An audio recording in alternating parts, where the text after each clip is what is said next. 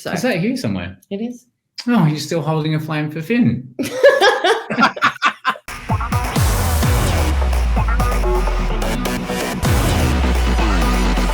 Welcome, friends and fans, to another episode of GalaxyCon Live, where we are bringing the convention experience directly to you. And today, we'll be visiting the perilous future with the cast members from the 100. So without further ado, let's bring out our guests, who will be sharing the same screen, so they will get both their introductions at once. He is an actor and director whose body of work includes Home and Away, The Strip, and Neighbors. Today, he joins us to discuss the role of the sardonic Bellamy Blake. Please welcome Bob Morley. And she is an actress whose credits include Pirate Islands, The November Man, and Neighbors as well. Today, she joins us to discuss the roles of Clarke, Griffin, and as one of the hosts of the resurrected Josephine Lightburn, please welcome Eliza Taylor. Hi. Hey. Hi, guys. How are you? Oh, we're great. Good. Yes. Good. Fabulous. How are things in your corner of the world? Pretty damn going pretty good. Yeah. It was fun to hear you introduce me as someone from Pirate Islands, which is a show I did when I was 11. It was cool. I haven't heard that in a while. It was also funny when we logged in and someone said that we were Pam and Jim from The Office. Like, yeah, we're cosplaying for the convention. Yeah. It's a Saturday. A Saturday indoors. Might as well get dressed up for it. Exactly. Well, yeah, absolutely, absolutely. Well, welcome to the GalaxyCon virtual stage. It's so glad to have you here. Our team's going through the chat room right now, pulling out the questions for you. In the meantime, I'd love to start you out with this. Just going back to the beginning, how did you come into these roles on the 100? Oh gosh, how did we come into them? Your story's more interesting. Mine's pretty stock standard. But I've got scripts, auditioned a lot of times. Yeah, you had a lot of callbacks. And then I got the role. But I was the first cast in the show. So yes. How about that? Oh, I was the last cast in the show. Wow. Yeah. I was actually flat broke and packing my bags to go home to Australia after giving LA a shot.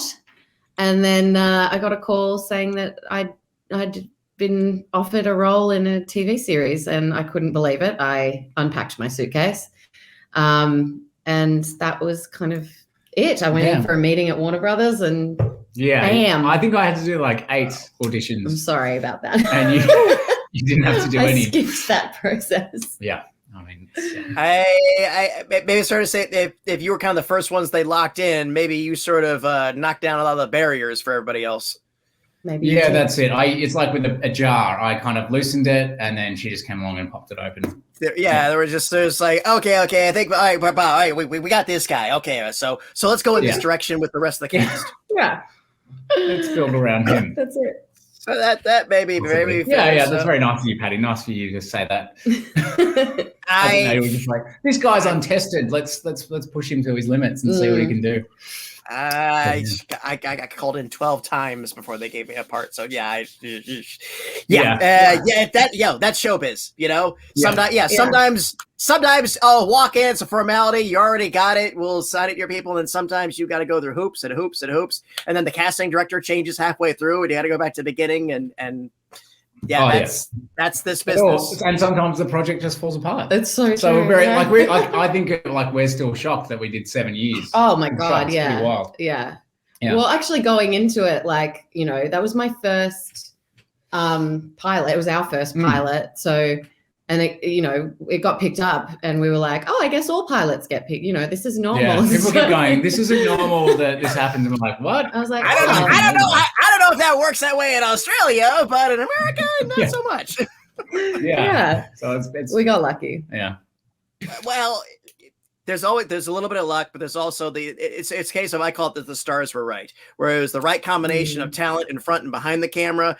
There was an opening, and there was a fandom waiting to be developed. There's a lot of ephemeral things, but True. I will never call it all luck, because again, talents like yourselves and those behind the camera and your castmates, you all just create this gestalt of something that works, and it absolutely worked. 7 seasons for high concept sci-fi. That's pretty respectable. Yeah. It's pretty wild. Yeah. And absolutely. And speaking of wild, as we all know, production on any sort of television or film could be trepidatious at best. Working with science fiction, those challenges are quintupled, I would fairly say. So I always love asking this. For each of you, what would you say was your craziest day on the set of the 100? Oh, I know what yours would probably be. What? What's mine? I would say getting hung upside down. Oh, yeah. Getting drained upside for down your blood. Yeah, but some of them were just also like pretty wild in terms of everyone eating chips and being kind of programmed. How about everyone eating people? Oh, yeah. There was that. There was a cannibalism moment in the show, as you do, you know. Eating cubed people. That's right. That was pretty weird. Yeah. I wasn't a part of that storyline, thankfully. Mm. For me, you know what? Actually, yeah, it was okay. I don't know if I'm going to get this right. Clarke pretending to be Josephine, pretending to be Clarke. Mm-hmm. Yeah, that was weird. Me playing Clarke, playing Josephine, playing Clarke. That was the sci-fi weirdness at its peak for me. Yeah. You're right, and again, this only happens in sci-fi where you're playing the character who's disguised as you, and then you had to crank it up to now you're doing so that's I think the other one was kind of weird was when there was Ali, the AI that was in scenes. Yes. And so she would stand there and she would not she'd try and hold her breath, so she was like perfectly still and stuff like that, and we would carry on as if she wasn't there. Yeah. And then we'd shoot it without her, with her saying the lines, and it was just kind of like, this is all. Only certain people could see her. Yeah. We had to, it was a bit of a mind F. Minefield. Field. There you go. There you go. Yeah, that's Yeah. Well, that's what the word you're looking for, right? Yeah, Field. sure. Yeah. Well, there you have it. Very good. Thank you for indulging my capricious curiosity. We're good going to audience questions. Before we roll our first one, I just want to say once again, thank you so very much for your contributions to this series. It has meant a lot to a lot of the fans. Again, you guys had a great run, so I thank you for your talents. I thank you for your professionalism. I thank you for the performances you brought to these roles. Oh, that's so nice. Thank you, Patty. You're very welcome. You're very welcome. And let's roll our first question from our virtual audience, and it comes from Lana. Ooh, when did you both start acting? You want to go first? Sure. When did I start acting? I mean, professionally, I started when I was 19, I think, yeah. Yes, sure. 19. I mean, I did it all through school and stuff like that, and always kind of put on shows. I guess even being the youngest of four, I always was like a bit of a performer. But I didn't take it seriously, or I didn't know that I wanted to be an actor until I was doing a geological engineering degree at university. And there was one day where I was outside licking rocks to test the pH in rocks. And I went, I don't think I want to do this for the rest of my life. And then had to kind of rejig and go, what is it that I really love doing? And I really enjoy performing. So that's when I decided to pursue it. Geology's loss is entertainment's gain. There you go. Yeah. For me, it was Pirate Islands. As you mentioned before, I was 11 years old, and my drama teacher suggested I go for this audition. No one really expected me to get it. My parents didn't even know if I could act. They were like, okay, I guess you can go. But I got it, and I ended up being one of the leads of a TV show as a little tiny 11-year-old. And it was just the coolest thing for a kid, obviously. And being a pirate show, it was just all about like fighting pirates and finding the treasure. That would have been so fun. It was like playing make-believe. And I just said, this is what I want to do for the rest of my life. Absolutely. Here we are. I like how, though, you tell a story how when you went in for the audition and you came out and you were certain that you were getting the role. I was like, I'm getting the role in front of 17 other young hopefuls. And my mum was like, shush. She was like, there's a lot of girls going for this role. And I was like, no, I'm getting it. Sometimes you just know. Defiant little thing. Wow. Was that your first audition and your first job? Wow. Yeah. Wow. You are quite the talent. And none of us are so lucky, but there you have it. Great question. Thank you for starting us off with that. And what do we have next? From Nikki. I'm going to rephrase this. Have you found yourself in possession of anything from the 100 set? Well, yes, we acquired our show jackets from season 1. I think mine's season 4. Yours is season 4. It was the same jacket up to season 4, right? And then it got changed. Yeah. That jacket in particular is very, very sentimental. Has a lot of sentimental value for me. Your jacket. Yeah. Is yours from season 1? Yeah, it was my original. And then they added all the little bottle caps to it. No, they always had the bottle caps. Even in season 1? I think. No. Oh no, wait, no, you're thinking of a different jacket. Oh, you're talking about the blue one. Mm-hmm. Right. Yeah. Yeah. And I also on the last day of filming season 7 went into the props room and I found the little deer that Finn made Clarke. Cool. In the 2-headed deer that Finn made Clarke, and I've got that. So is that here somewhere? It is. Oh, you're still holding a flame for Finn. He died so young. Aren't we all? Yeah. How about you? Did you skip anything else? No. Just the jackets. No, you grabbed the jacket. I grabbed the jacket for you. Because I was already home. Yeah. Well, there you go. Nikki, fun question. Thank you for that. What's next? We got one from Megan. What scene was your favorite to film? Oh my God. Wow. That's out of all of them? I think actually still for me, it's probably some of the ones from the season 1 when Bellamy used to do big speeches and stuff like that. I always found that to be quite a lot of fun. I started off in theatre, so it had that theatrical kind of element to it, and I always enjoyed doing that. And also because Bellamy was, quite arrogant and very outspoken, and it was kind of fun. It was fun to play that guy who was hated.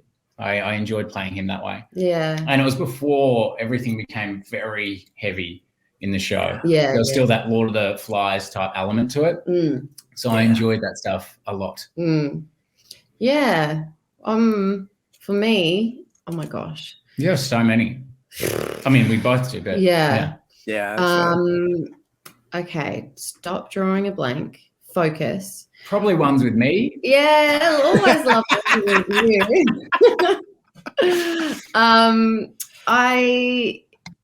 I had some, like, one scene that I really loved doing was actually with my dad in episode 8 of season 1. Mm-hmm. I don't know why. It's just a really simple scene where she's messed up on drugs, but she hallucinates her father, and before it all goes awry, they have this really beautiful moment. And there was something just so still and subtle and lovely about it. But I always think of that scene. Yeah, that like episode allowed our characters to explore like the more sensitive side and not be so for like the plot active. And for things to be happening. So yeah, there was some really nice moments in that episode. I think everybody watching this knows that we love that episode. We talk about it a lot. But then another one for me was in season 6 where we were in the cave and I was Josephine. Oh yeah. And then I snapped back into being Clarke. Oh yeah. That was a really cool, fun scene. Yes. I really enjoyed that. You're very good in that one. You did it. No, you were very good. I remember after that scene, I was like, holy crap, you're quite good. I always thought you were good. I always thought you were really talented. But in that particular scene, I was like, oh, wow, I like just kind of shifting like that and just seeing it in your eyes. I was like, she's very good. Oh. There you have it, Megan. Great question. Thank you. And what's next? Here's one from Di. I hope I pronounced that right. Have there been any pranks on the set of the 100 that you feel comfortable sharing on this forum? Oh, you know what? There was a big prank war. Who was it? Between Richard and Lola. Yeah. That kind of took place offset though, didn't it? Like in I mean, this yeah, it trailer and wasn't. her. It was, it was offset, but it was intense. It was like next level prankage. I mean, it started with Lola. I think, I don't know if it was Lola who started it or Richard, but she put, the old saran wrap under the toilet seat thing. Everybody knows that one. Classic. Got him pretty good. Gross. Yeah. And then it was Richard's turn for revenge. And what I believe he ended up doing was roping her mother into it, getting access to their hotel room. He basically put all of her stuffed animals in, hung them from the ceiling, I think. Whoa. And one of them had the chest cut open with stuffing coming out of it. No way. So that when she walks into her hotel room, it looks like there'd been a massacre, essentially. Of plush toys. Of plush toys. It was next level. Yeah, I don't know what she did after that, but she was very impressed with him. Yeah. Remind me never to piss them off. Yeah. Yeah, it was pretty intense. All right, there you go, Ty. That was a fun one. That took us some interesting spots. Oh, Yeah. This image of stuffed animals hanging. I know. Stuffed animal abattoir. From Oakley and Teal, what was the biggest takeaway that you felt from your characters on the 100? Wow. I think I learned from what my biggest takeaway was basically what Clarke was struggling to achieve, and that was letting go of the past and being able to forgive herself. There was the last 3 seasons, 3 or 4 maybe even, she was so heavy with guilt and shame and loss, grief. Like it was just, it was really heavy. And I think one thing that I took away from it is how important that ability to let go and to forgive yourself is. Yeah, I think that's true of it. And like for me as well, like especially for most of the characters, really. Yeah, and I think even years after now, and we were just talking about before coming on this panel, I was like, geez, that was such a heavy show. Like those kids went through so much. There was so much trauma. Yeah. And I think that when you're living in that world for 7 years, like personally, you kind of go, oh, wow, that was quite heavy. And, I wish they did have that chance to grow and move forward and to let go of things and to forgive themselves. But that's probably something I take from it. It's pretty heavy stuff that they went through. Yeah. So, there's no doubt about that. And there you have it, Oakley and Teal. Great question. Thank you. And what do we have next? From Mimi, what was your most memorable time from working on the 100? And what did you learn from that experience? Well, most memorable time. I mean, there's so much that I learned from the show. It being our first American production, a lot bigger than most of the stuff that I worked on in Australia. Went through the Warner Brothers Directors Workshop, got to direct on that, the show. And, that's something that I'm continuing to pursue now. And there's so many great things that I've learned from that. But I think on any set, you kind of learn, you always pick up something new, a new skill to add to your craft or whatnot. And the 100 was just full of a lot of those. It was a very tough show. There was long hours in really trying weather. And I don't know, there was a lot of growth that came from that show outside of it and what I learned about myself more so than anything. But it was, it's life-changing in a lot of ways. But what was the most memorable? I mean, it's pretty, it almost goes without saying, but obviously this is the most memorable thing, getting married to Eliza and working with her and getting to know her over all those years and stuff like that. That's obviously, I mean, it's pretty. That kind of goes without saying. Yeah. Hey, Yeah. I know. Don't predict it, but it's pretty much like that. Yeah. What about you? For me, I mean, gosh, I learned a load on the just slow down to swear instead of I know you still I'm like you still kind of did it still anyway. did it anyway. Sorry about that, kids. So I learned a lot. I think there was being the lead of a show for the first time was a really big responsibility. It was something that I definitely felt like, I had imposter syndrome for quite some time. Like, I don't think I can do this. When are people going to figure out I can't act? Just silly things that go through your mind. And over the years, learning to trust myself and like myself and trust my choices and to really enjoy that responsibility, to go to work with pride and to feel like I deserve to be there was a big learning curve for me. I'm glad I got there in the end. Yeah. Yeah, I think and so. And then we got married. Yeah. Yeah. All that mushy stuff. Yeah. A follow-up of that, Bob. What was it like how did it come about when you were like, hey guys, I'd like to direct. How do we make that happen? It was actually the opposite. I was asked at the end of season 1 to direct, and I said no for about 4 years. Really? Yeah, like I think because I have the tendency to question things a lot if they don't make sense or why we're doing certain things a certain way. And always with the questions. Always. So, there was this kind of, I think that I'd shown that I had some interest in it, or definitely was interested in how and why of it all. And then, I think it was just before we started season 6 and Jason's like, that's it, I'm getting you to direct and I'm putting you through this course. And then that was it. I was like, yep, okay, cool, let's do it.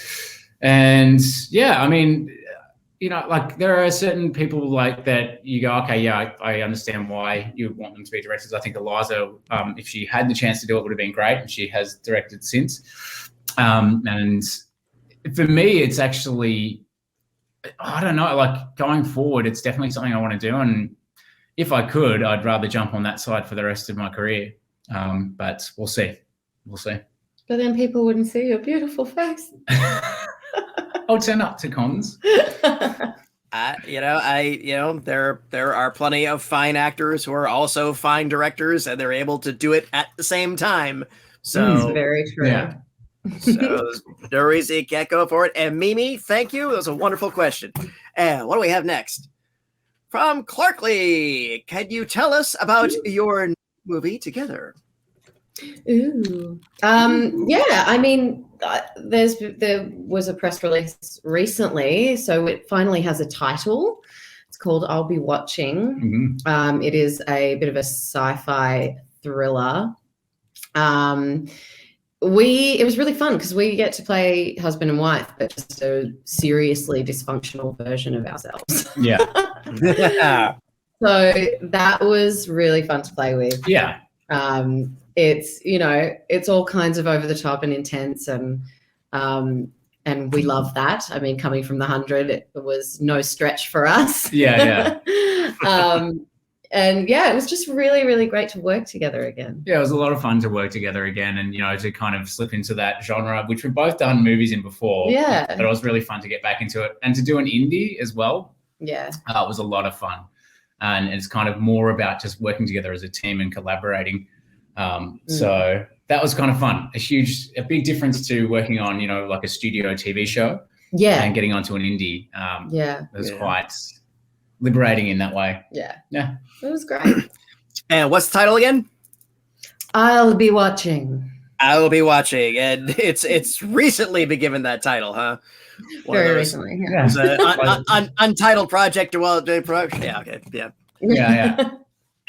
Been there, done that. And is there a release date on it yet, or not that we know of yet? No. But I'm sure they're shopping it around. Yeah, I'm not sure. Yeah. Okay, we'll find out. All right, about that. It's kind of above. They're in that stage. Okay. Yeah. All right. We will keep our eyes peeled. And Clarke, thank you for that. Good one. And what do we have next? Here's up Elizabeth. What was the hardest part about ending the filming of the 100? I'm going to just say COVID. Yeah, that is exactly how it ended. It was, it basically I think our end date was like between the 18th, no, I think it was the 17th maybe of March 2020. Every other production in Vancouver had packed up and I was back in LA finished. and I was like, you might. I was like, I don't know if you're going to get home because they're going to shut the borders. Yeah, it was a really bizarre way to end such a momentous part of all of our lives. Like you guys had to kind of pack up and. There you go. Well, that's a wrap, everybody. Yeah. It's like you guys had to pack up and get out of there. We really did. Quick. Yeah, it was. I mean, we were supposed to shoot for like 3 days. We had to compact everything into one Saturday. And so it was a very long day and people were scared, like people didn't feel like we should really still be working, but we wanted to finish the show. And we also didn't know how serious this was or what, we were very soon to find out. But yeah, it was just kind of like a mad rush and our wrap party was cancelled and people who were flying in, like the writers and everyone were flying up to Vancouver to say goodbye, couldn't come anymore. And so it just felt like the end of a kind of a rushed day. It didn't feel like the end of our show. It was bizarre. It's super bizarre, yeah. There's no closure. It just stopped. It just stopped. I mean, we did do like some nice speeches at the end and everything, but I think, everyone was pretty keen to go isolate. Get home and get safe.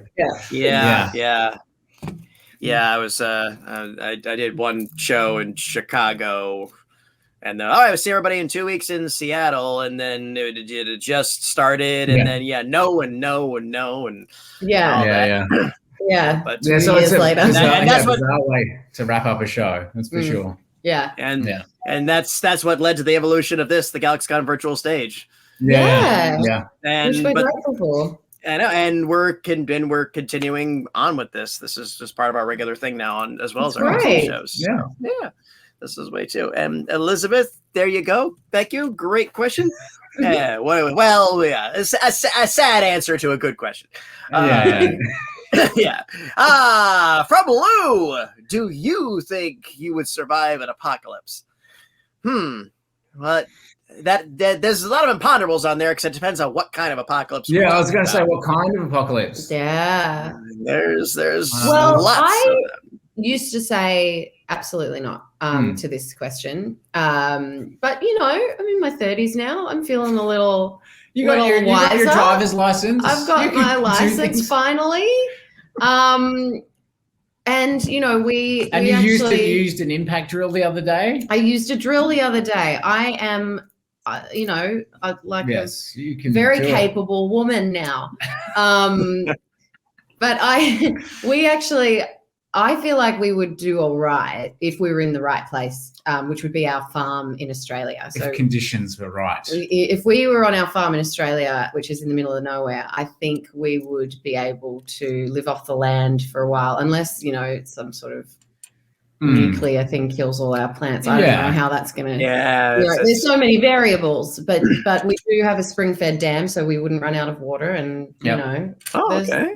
There's some good things there. We'd have chickens and So you're a good place for a plague apocalypse, a zombie apocalypse. Mm-hmm. If it's like a nuclear war type apocalypse and then everything's going to fall apart, then digging down and bunkering in. We don't have a bunker. That's the type of apocalypse where I would say, why would you want to survive that?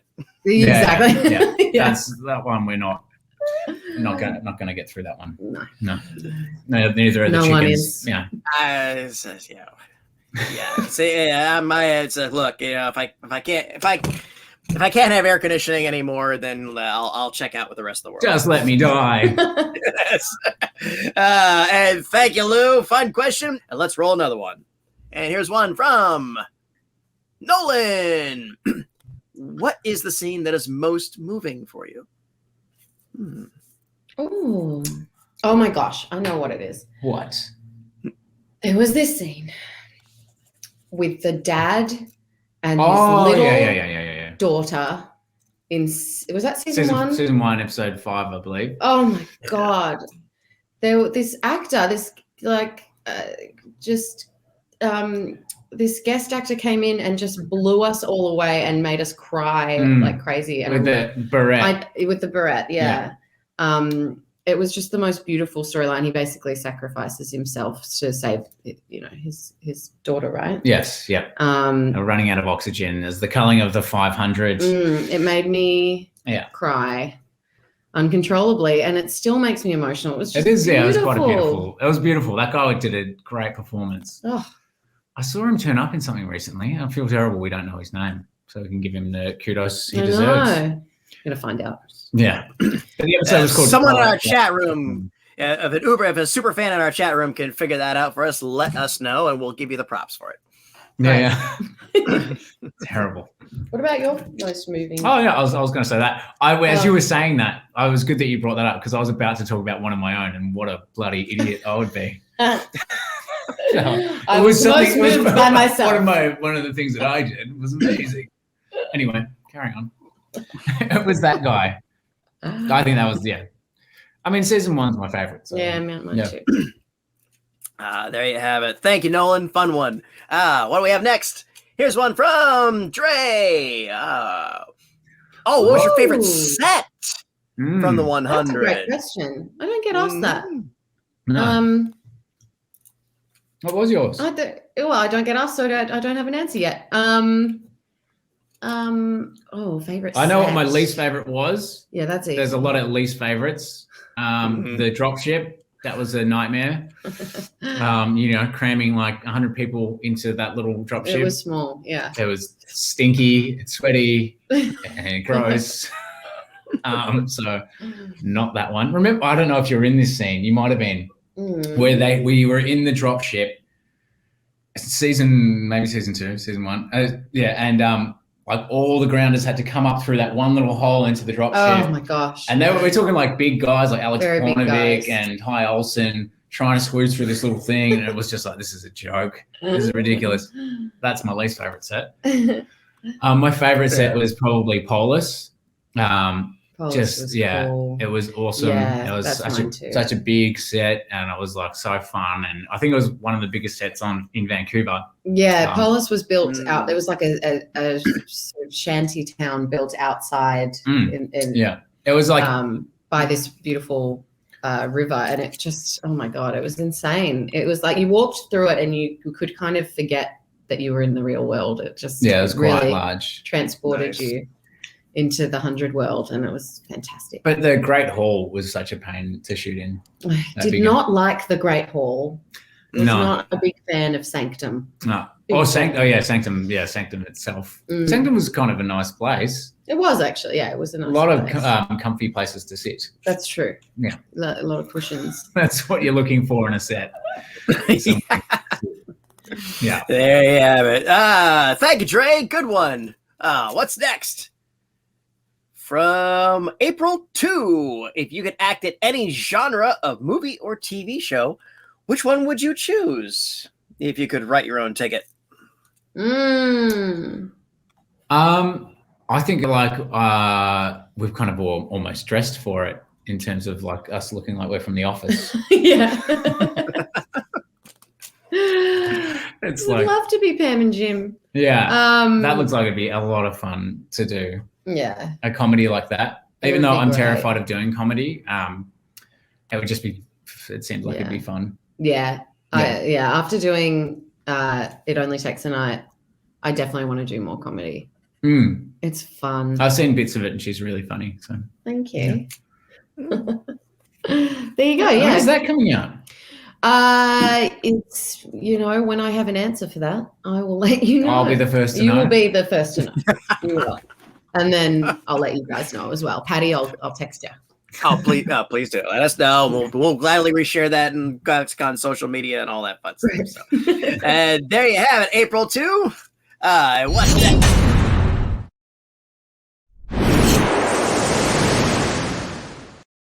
What just happened? We get this question so often, we made a special graphic for it. This Whoa. is from SVVL. If any fictional universe or fandom could cross over with the 100, which one would you choose? So you can do a fast up of the 100 in Star Wars, the 100 in the world of Shakespeare, the 100 in the world of the Dallas Cowboys. Yeah. There you go. Oh my gosh. I actually would think it'd be funny doing, the 100 in the office. Yeah. Actually, do you remember when Devin was trying to do that? What? In season 1, Devin Bostick Jason vetoed it, but oh no, me and Devin started shooting you both did. Yeah, we started shooting this thing called the tent. And it was kind of like an office format. Yeah, where we would go, me and Devin shot some stuff where I was in there as Bellamy talking about what happened at the camp and all that kind of stuff. Yes, Yeah. and it was really funny. And we the permission was asked if we could release it as like a little little featurette type thing. Yeah, which would have been so good, but it unfortunately did not. They were like, that's not in the vein of the show. Yes. Yeah. But it was me very and Devin shot some stuff and it was called the tent. So it was like great. Jasper, it was like as if Jasper was holding a little TV show inside of his little tent at the camp. And that was when me and Devin lived together and we were like, yeah, we should do it. Let's just do it. Yeah. It was great. Those watching, let's start that hashtag now. Hashtag the 100 tent. Yeah. 100 tent, and maybe we can get that as an Easter egg on the next release on physical media. Yeah. Yeah. It's been long enough now. People know what they're in for the show. So exactly.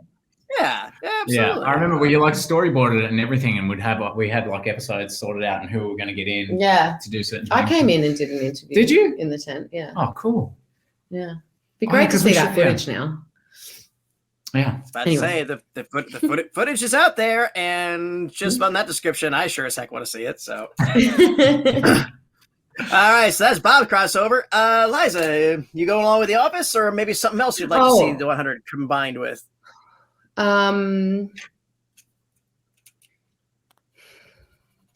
can't think of anything. No, that's fine. I'm going with The Office. There you go. Yeah. There you go. So there I thought you would want to see it in like the 100 characters doing MasterChef. Oh, I mean, that would be fabulous. Yeah. That would be great. love cooking shows. I love cooking shows. Addicted to them. Throw in some Gordon Ramsay. I'm sweet. You know? But I mean, sure. I mean, let's say it's your world. I'm just offering suggestions. I like it. Let's go with that. All right, there you have it. SVVBL, fun one. Thank you for that. What do we have next from Joseph? If you could be a contestant on a game show, past or present, what would you like to be on? I'd probably want to be on Who Wants to Be a Millionaire, because it's multiple choice. I tend to be quite good at guessing multiple choice, even when I don't know the answer. You think you can read the host? Yeah. You think you'd break them down and read the host and then $1 million? That's right. Because you're good at reading people. Yeah. Okay. There used to be a show in Australia. I don't know if I ever made it out to the States, but it was a show called Gladiators. And you would take on, remember that show? Yeah. Yeah. You'd take on these big, like buff bodybuilders and you'd be doing all these, agility things. But that aside, I would like to have a go at some of the stuff on Wipeout, because I think it'd be Yeah. We had Gladiators in the late 80s, early 90s, and of course it was called American Gladiators. And of course. Yeah, they were like these guys and gals. Just massive. Yeah, and you do ridiculous games. Trying to run up a pyramid or something, or there'd be the gauntlet where they'd try and stop you. You have to wear those crappy kind of leotards, but that's all right. But I do think Wipeout could be a lot of fun. Yeah. And now that I've seen it, probably that holy moly golf thing would be pretty fun too. The putting one with we watched a couple episodes. Oh, yeah, we did too. It's kind of like Wipeout meets mini golf. Mini golf. Yeah, mini golf. Yeah, that was funny. Yeah. There you have it. All right, Joseph. Very fun one. I think we got time for one more, so let's see if we can go out on a really fun one. And this comes from Holy. If the two of you started a band, what would be the name of the band? And I'll add on to, and what kind of music would it be? Oh my God. Wow. What would it be called? I don't know. I don't know. I recently, in my computer game that I'm playing, where I had to make up a team name, called myself Panda Enterprises. Panda Enterprises. Yeah. Well, I like that. That sounds more like a conglomerate than a Could band. be. So that's what we are. We're going to take over the world with our music and our beats. Okay, that could be the record label, Panda Enterprises. Panda Enterprises presents.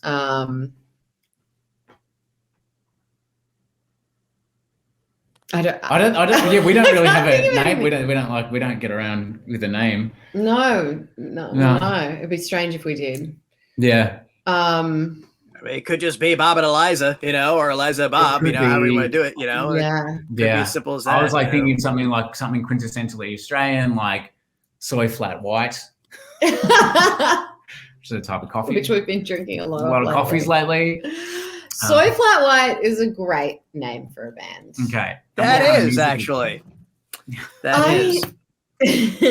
I think, we tend to sing and play like folksy type music. But let's pretend type if we could play anything, I think it would be a cross between Jewel and Tool.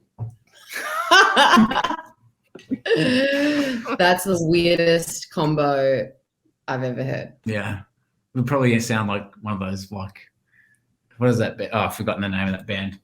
I don't know how I feel about that. Yeah, no. We'll just stick with folk music. Yeah. Yeah, lock it in, Patty. Yeah, there you go. You're bringing the folky movement back. I love it. Well, I like this Vegemite on toast has been a suggestion. Oh, that's a great suggestion. Yeah. All right. Smashed avocado on sourdough. There you go. I mean, I all right. As an American, let me ask you guys this. All right. Mm-hmm. We know of Vegemite. Some of us have been lucky enough to see it. Is it really as prevalent to Australian cuisine as we have kind of interpreted it as? Like, we picture you guys, you put it kind of on everything once a day. Okay, we don't put it on everything, but it is very important to us Aussies. It is. It's like it's more prevalent than you guys think kangaroos are. Like, no one rides kangaroos to school, but you'll probably have Vegemite on toast every morning. Every morning, yeah. But just on toast. I'm in Florida, and I have to tell people, no, the gators are not.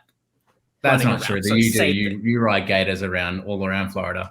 That's true. We don't ride okay, gators. Fine, you caught me. There you go. You're on a gator right now. It's so. Yeah.